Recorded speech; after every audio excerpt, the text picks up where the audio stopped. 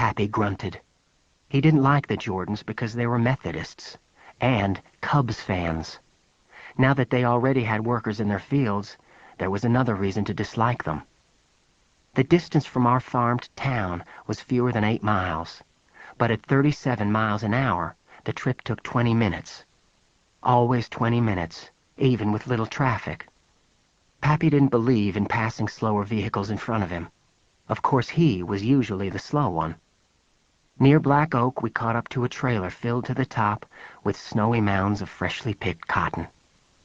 A tarp covered the front half, and the Montgomery twins, who were my age, playfully bounced around in all that cotton until they saw us on the road below them.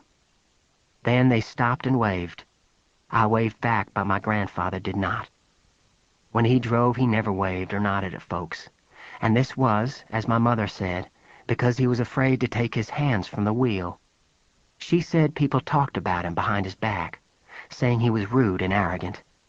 Personally, I don't think he cared how the gossip ran.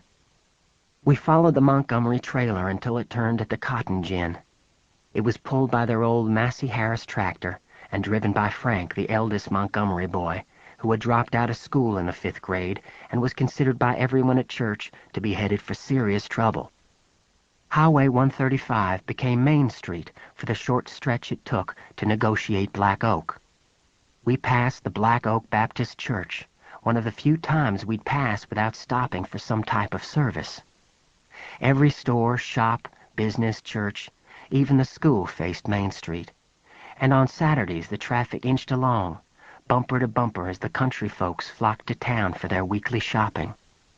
But it was Wednesday, and when we got into town, we parked in front of Pop and Pearl Watson's grocery store on Main. I waited on the sidewalk until my grandfather nodded in the direction of the store. That was my cue to go inside and purchase a Tootsie Roll on credit. It only cost a penny, but it was not a foregone conclusion that I would get one every trip to town. Occasionally he wouldn't nod, but I would enter the store anyway and loiter around the cash register long enough for Pearl to sneak me one, which always came with strict instructions not to tell my grandfather.